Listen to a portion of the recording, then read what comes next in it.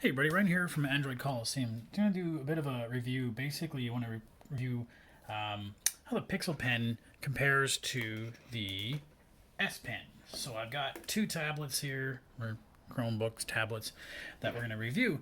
I'm going to start with this one here first. So the Chromebook, the Pixel Pen, it's pretty big. It uses a quad A battery, which is also not hard to find, but not exactly super easy either. That being said, this lasted me a little over a year and almost a year and a half. Well, I just recently replaced it, so I have to go take a look at how long I've had this for now, and how long it's lasted. Now, I don't use it as often, but every once in a while I pull it out. Now, usually I pull it out when I have to do something where I want to grab capture a screen image or something like that, right? You can use it like a pointer. You can use it like an assistant, right? So you can, tap on something and bring that up. Up to you and how you'd want to do that. But we want to talk about how it works as a pen. Now, the tricky part here is that to use it as a pen, I'm just going to create. I got to draw.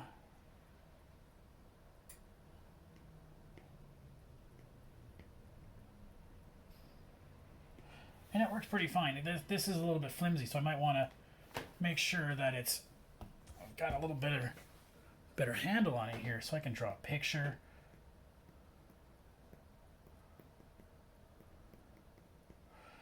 It's not bad. I'm not an artist, so that's as best as I'm gonna get. I'm gonna draw a box here.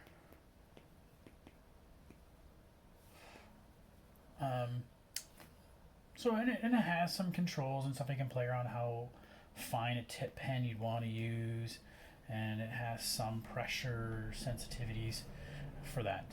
What's kind of nice is that it does have the Google Keep thing. So if I close it off, bring it back up, I can tap up here to bring up a drawing. Right, now that's going to save right into Google Keep, which is kind of cool. I use Google Keep a lot. So that's how, it feels a little thick. I don't know about you, that feels about right, like a regular pen. A little thicker than a regular pen, but about the right size. And you kind of want it to be a little bit thicker because otherwise this can go missing pretty quickly. And this is, I want to say it's 150 bucks. Because there's no real holder for it, except like if you get this Bellroy case, you can slide it in here, and it's kind of a pain to put in and out. So that's the Pixel Pen. How does it stack up to sort of I want to say industry standard, but this is the guy that's been doing it for a while. The longest time doing it is the Galaxy Notes, which have the pen. This is the Tab S4, obviously. So I can turn off the screen, and I can start writing on here.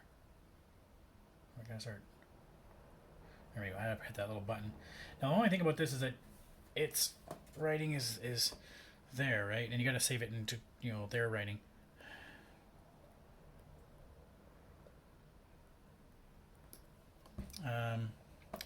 On that style noting, it doesn't really have as much extra sensitivity, etc. It's just making quick notes. And I want to get out of that. Discard. Let's go up. My heavily secure password. So the advantage though with this guy is that it has the opportunity that you can have a little floating dot and you can bring up things. Let's bring up pen up. Oh, I can't do pen up because I do what would be their Samsung note taking app, Samsung Notes. Right, so I can do a new note.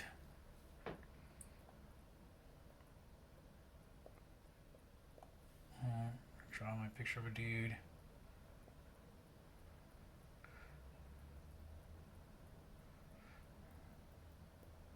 Right, give him an ear. So it works pretty well. You can have the pressure sensitive if you want to play around with the brushes. Right? Pick the right brush, and you can play around with that kind of stuff. Oh, why can't I play around? Oh, it's here. We got to do it. Right, so I can play around with the different styles. And it's got the pressure sensitivity. The advantage is that as it has the pointers that as I put over certain questions, you'll see little pop-ups of what that option is going to be. Undo, that's erase. It gives me that preview, which you don't really get in that kind of thing. I guess you could use the mouse and hover over things, and hopefully you get it right. So,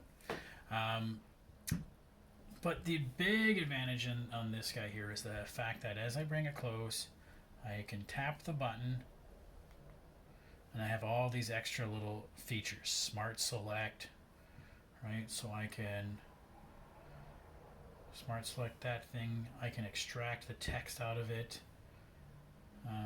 You could do what's on my screen with Google on there as well too. You can do Smart Select. It'll try to select what's in here, right? But the big advantage is that, oops, get rid of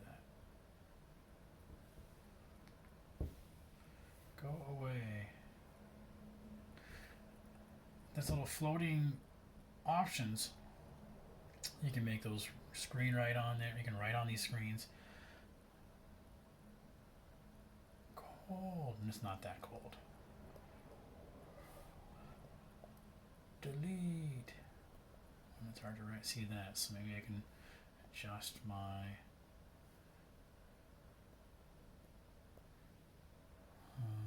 so you can play around and do that. So it's got all the extra features with this pen to bring up translating and all that kind of stuff. So each of them have their advantages. I know the Tab S5e doesn't come with an S Pen. The Tab S4 does, and I think it's really worth it. It's a little bit skinnier compared to the Pixel Pen. They both have about the right feel. I would say this one might be a little rubberier in terms of writing on it. I don't know if that's a screen or is it the nib. It just has a little bit more drag with this, I notice. But that's just me. Whereas with the Pixel Pen, I find it glides a little bit easier. I don't know if it's just the glass. But that's the quick review of what one's better. Up to you to decide. I personally, it's tough to say. I mean, I use this guy a lot. And I do, whenever I use this, I find I end up using the Pixel Pen on the Chromebook. But when I use my Tab S4, I rarely use the pen. I don't know if it's just a size thing or whatever, or maybe because I don't know. This is a great media device. I just don't use much for drawing on it. Anyways, that's my review. Have any questions? Please go ahead and ask. Thanks.